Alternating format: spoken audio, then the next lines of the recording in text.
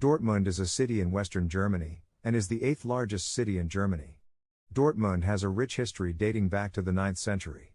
It was originally a small village located on the banks of the river Ruhr, but over time it grew into a major industrial and cultural center. During the Middle Ages, Dortmund was an important center for trade and commerce, and it was also a major center of the textile industry. In the 19th century, the city experienced rapid industrialization and population growth, and it became one of the most important industrial cities in Germany.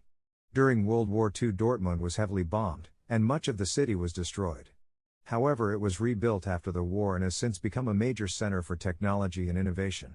Today, Dortmund is a major cultural and economic center in the region. A region known for its diverse culture, beautiful architecture, and vibrant arts and music scene.